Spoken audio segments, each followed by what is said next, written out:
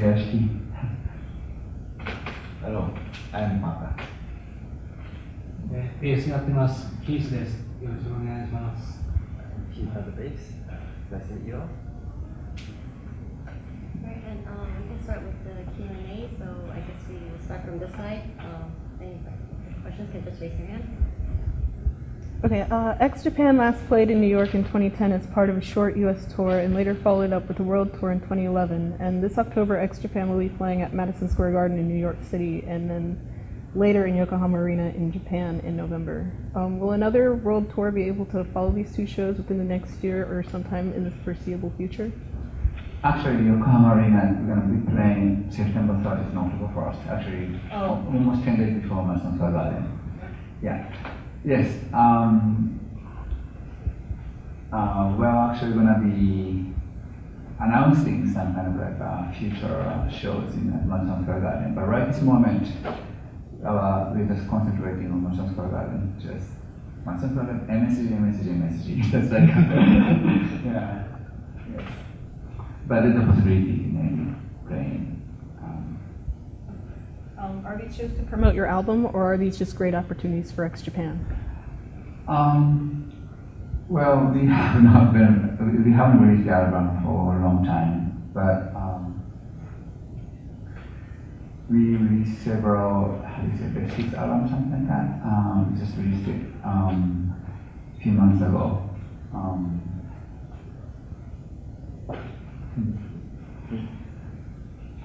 Then, yes, it's a history. Like about 22 years ago, we had a press conference in Madison Square Garden, not Madison Square Garden, in New York, Rockefeller Center. We signed Atlantic Record. Then this was supposed to be clear, and then we were supposed to release an album, but the other thing happened. So then 22 years later, so we come back to New York and then the show is like I can't really tell you why we're doing this Madison Square Garden, but you're gonna know soon. There's something going on. Thank you. Yes. Yoshiki, you've been involved in some charity projects like raising money with the Red Cross for tsunami relief. Can you tell us a little bit about what you've taken away from those experiences and whether you've got any projects like that planned for the future? Yes. When I was 10 years old, I lost my father. He committed suicide. So I had pretty depressed childhood.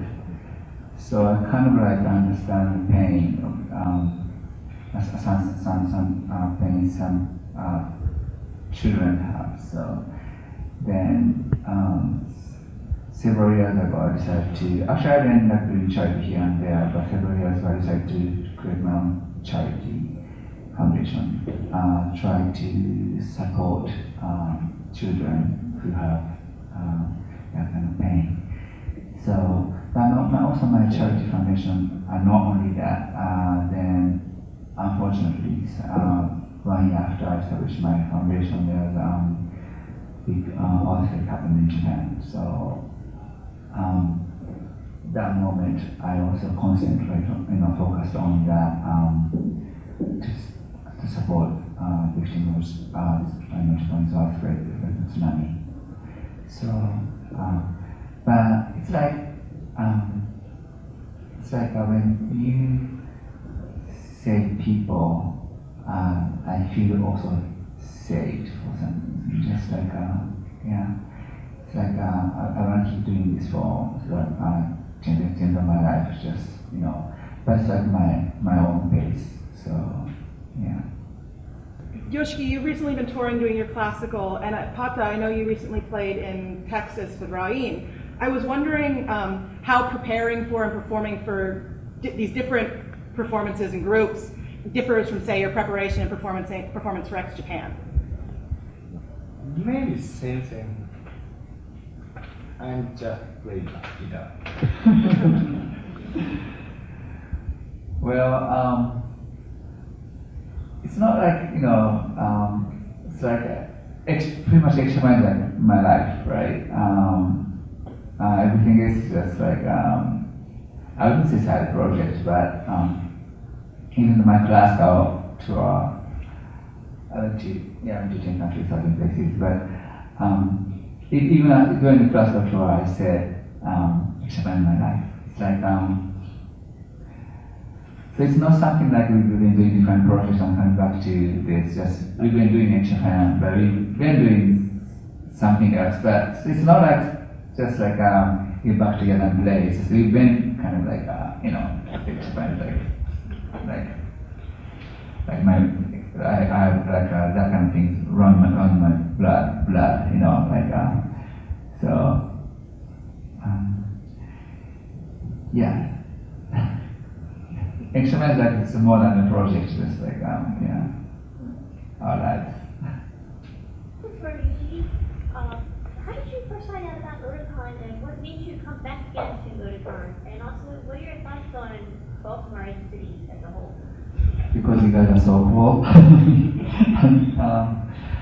Yes, I came here like first time 2007 or 8.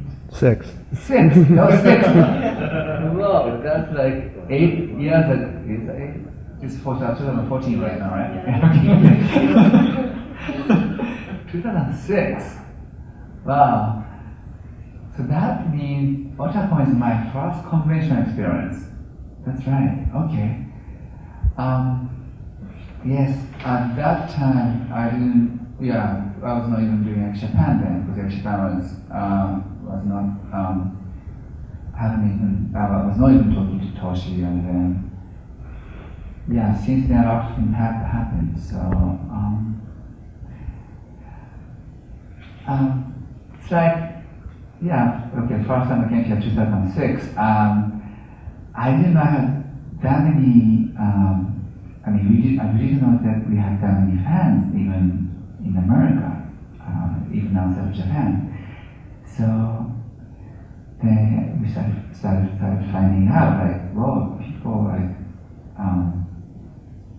throughout the world like started listening to our music, and was like I don't know, it was so cool to be this kind of people surrounded by these people. So since then, this is my 3rd time though. Is this 3rd time? Yeah, I came here with Sugizo. That was in 2000. Okay, I think 10, 8. No. 10. Yeah, I think I played Lalapalooza. Okay, in 2010. So 2006, 2010, 2014. So I'm gonna be here 2019 then. Every 4 years, it's like Olympic. Pata, sorry. I'm sorry. Very happy to have you back. Thank you. I'm very happy to be here. Yeah, I'm so excited to perform tomorrow. Actually, I've been here a few times, several times, but this is gonna be kind of like it's not in Japan, but my last was my first performance here, so I'm very excited to perform tomorrow. Since you brought up blood a minute ago, all your fans call you vampire, and you should play Lestat in a movie. But what your fans want to know is, when are you going to do a vampire-themed rock opera? Good idea. Yeah. I told you that, remember? Okay. I think I have how do you say, personality disorder or something, because I am sometimes call myself vampire, sometimes Yoshiki, sometimes, I don't know, I have also a character called Blood Red Dragon, created by Stanley. Sometimes I call myself, I don't know, like sometimes I wear like nurse outfit on the stage.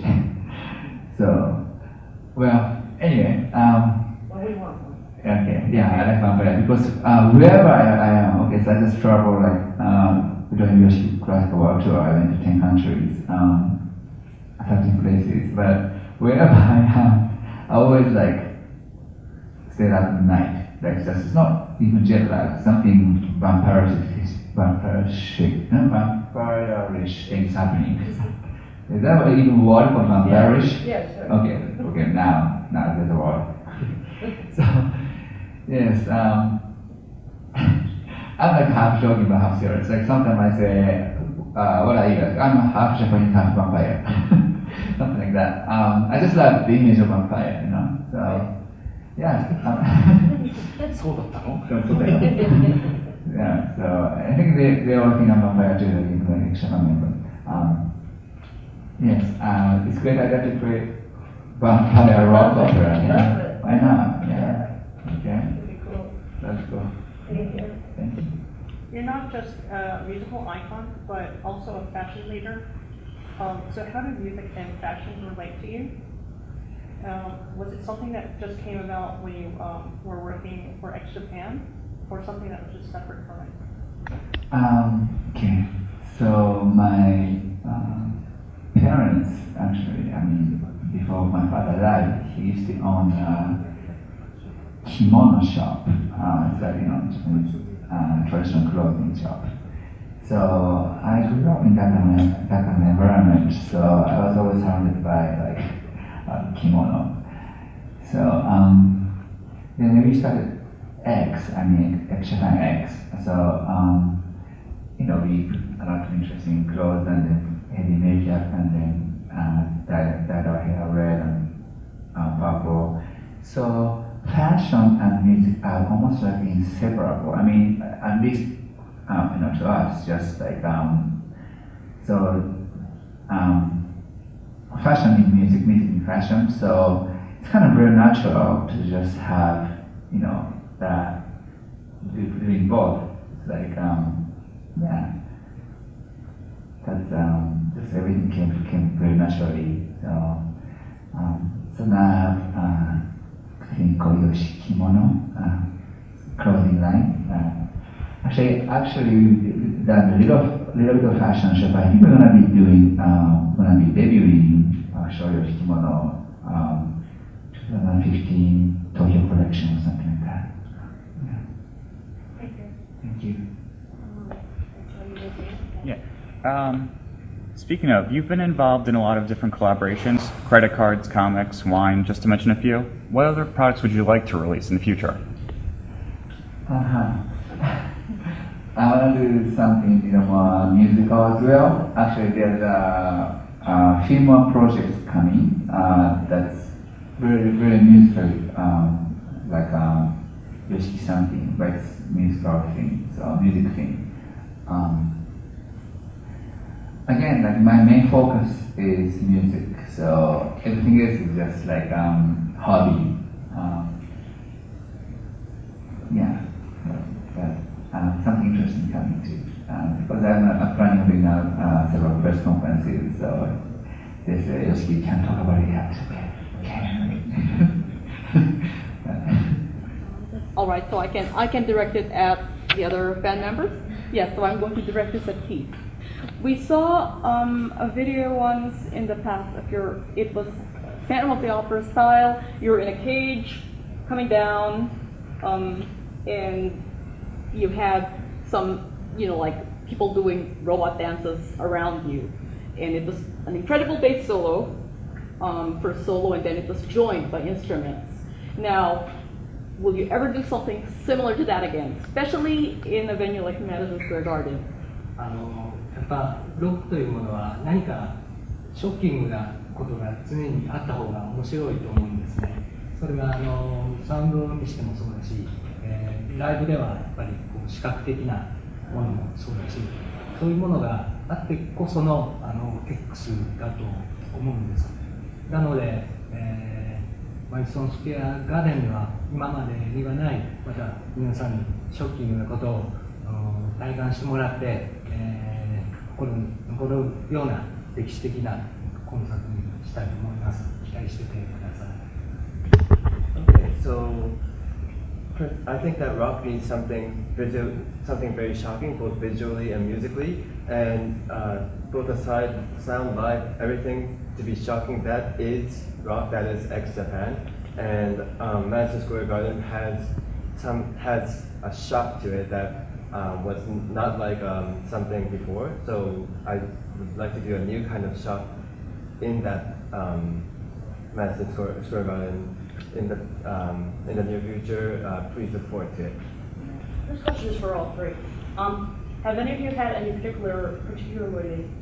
particularly memorable experiences, good or bad, interacting with your fans? いつもファンの人に会えるのは楽しいです。Being able to meet up with fans is always a pleasing thing. We're talking about fans, yeah? Like, sure, like, we've been around for a long time, like, we've seen a lot of bands, come and go, come and go. When you're like on top of the world, sometimes you don't realize, like, because when you're like on top of the world, like, people think like there are some bands think like they're the best, but we exist because of fans. So right, so it's like we can't exist without fans. So there are no bad fans or good fans. They're like we really care about our fans. Then that's why because we are fans, like Japan are reunited. Without fans, it couldn't have happened. So after all the tragedy happened to our band, so I would like to thank to every single fan. Of course, sometimes we bump into some crazy fans, but yeah. Some of the songs on Yoshiki Classical were previously released and performed with vocals. For example, Amethyst was originally written for Violet UK, and it's now on Yoshiki Classical as an instrumental as well as a lot of extra pan songs. So how are you able to convey the messages in the vocal version, like the original versions of the songs in the instrumental version? Amethyst was actually, I guess, wrote for, Amethyst is like a classical from the get-go, so I didn't really write lyrics. I actually wrote lyrics later. What happened was, we had some kind of event in Tokyo, some amusement park, then actually Japan's event. Then that some particular attraction, my classmate was playing. The old members there, and he said, "What is this song? Like, this is one of my compositions. We should use this for Tokyo Dome or Japan's opening." Like, really? I didn't even think about that. Then that was the beginning of. Then we started using Amethyst of the Tokyo Dome show or Japan show. Okay. Also, as long as there's a great melodies, we can always put some kind of nice lyrics on top of it. So it's like a Japan song or a song can be instrument or without lyrics that can exist too. So it's like I think of a melody first. Actually, we don't have any more time for any more questions, so I want to thank you guys for coming, and let's give them a round of applause.